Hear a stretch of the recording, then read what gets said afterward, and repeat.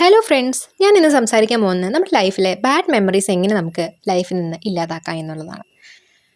അതിന് മുന്നേ ഞാൻ ഒരു ക്വസ്റ്റ്യൻ ചോദിക്കുകയാണ്. നിങ്ങളുടെ ലൈഫിലുണ്ടായ ഗുഡ് മെമ്മറീസ് നിങ്ങൾ എപ്പോഴും ആലോചിക്കാറുണ്ടോ?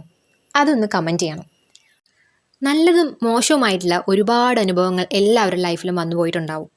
അതിലെ മോശമായിട്ടുള്ള അനുഭവങ്ങൾ നമ്മൾ മാക്സിമം ഓർക്കാതിരിക്കാൻ ശ്രമിക്കും. എങ്കിലും അത് നമ്മുടെ ഡെയിലി ലൈഫിൽ നമ്മളെ ഹിറ്റ് ചെയ്തുകൊണ്ടേയിരിക്കും, അല്ലേ? ആ മെമ്മറി ചിലപ്പോൾ ഒരു പേഴ്സൺ ആയിരിക്കാം, ചിലപ്പോൾ എന്തെങ്കിലും ഇൻസിഡൻ്റ് ആയിരിക്കാം. ഇതെങ്ങനെ മറക്കാമെന്ന് ചോദിച്ചു കഴിഞ്ഞാൽ ഒരേ ഒരു വഴി മാത്രമേ ഉള്ളൂ, അതിനെക്കുറിച്ച് ആലോചിക്കാതിരിക്കാം. പക്ഷേ ഇതെങ്ങനെ പോസിബിൾ ആവും? അതിനുള്ള ഒരേ ഒരു വഴി, നമ്മുടെ ലൈഫിലേക്ക് പുതിയ പുതിയ ആളുകളെ വരാൻ നമ്മൾ അനുവദിക്കുക. ആ ഒരു ഡോർ നമ്മൾ ഓപ്പൺ ചെയ്ത് കൊടുക്കുക. പുതിയ ആളുകൾ നമ്മുടെ ലൈഫിൽ വരുന്നതോടെ പുതിയ പുതിയ കോൺവെർസേഷൻസ് ആവും, പുതിയ പുതിയ സ്റ്റോറീസ് ആവും, നമ്മുടെ ലൈഫ് ഒന്ന് ചേഞ്ച് ആവും. പഴയ ആളുകളുടെ മെമ്മറീസ് നമ്മുടെ ലൈഫിൽ നിന്ന് ഇല്ലാതാക്കാൻ ഈ ഒരു മാർഗ്ഗമാണ് നമ്മളെ കൊണ്ട് ചെയ്യാൻ പറ്റുന്നത്. അത് നമ്മുടെ സെൽഫിന് നമ്മൾ കൊടുക്കുന്ന ഏറ്റവും വലിയ ഗിഫ്റ്റ് തന്നെയായിരിക്കും.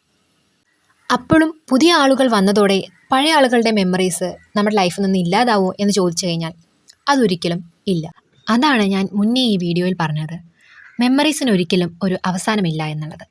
പക്ഷേ അത് നമ്മുടെ മൈൻഡിലേക്ക് വരാൻ അനുവദിക്കാതിരിക്കുന്നിടത്തോളം കാലം നമ്മളെ അത് ഡിസ്റ്റർബ് ചെയ്യില്ല. പുതിയ ആളുകളെ നമ്മൾ അലോ ചെയ്യുന്നതോടുകൂടെ അവർക്കെല്ലാവർക്കും ഒരു ലിമിറ്റ് വെക്കാൻ ആരും മറക്കരുത്. പിന്നീട് ഇവരും ഒരു പാസ്റ്റ് ആവാൻ പോകുന്ന ആൾക്കാരാണ്.